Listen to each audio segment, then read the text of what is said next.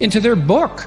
It's 30 years of work. I read this one book called The Neuropsychology of Anxiety, which it's a great scientific work. It's a very hard book.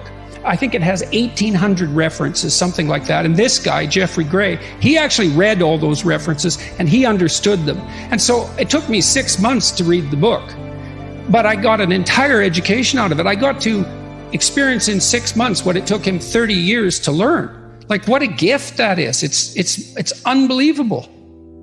What were you reading when you were in university? Was it fiction, novels? Was it nonfiction? What were you focusing on? As trite as this may sound, it was actually the most impact was from Shakespeare.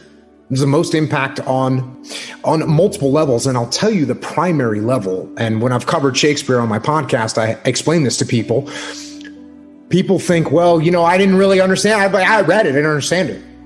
If you think you're going to just pick up Shakespeare, open it up and read it and understand it, you're not going to, because it's barely written in English. It's barely written in English. It's almost another language. So what you have to do is you have to start to interpret it. And so what I realized with Shakespeare is, number one, the weight of the words, that these words were so pregnant with meaning that you had to pull those words and parse those words and pull those words apart to see all the depth that each individual word had, and then the way that they're put together.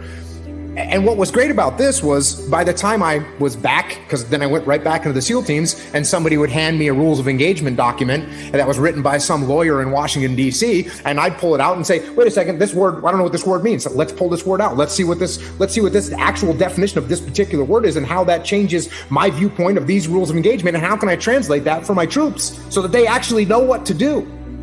So that part for me was, from a reading perspective, starting to read Shakespeare and saying, oh, okay, you're not going to understand this. And if you don't understand something, that's okay.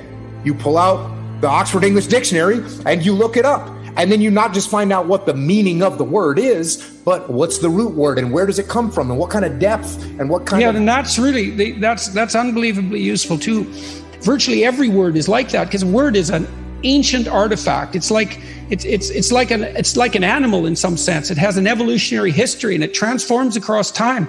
And each word it carries the echoes of its past with it too, because each word attracts other words.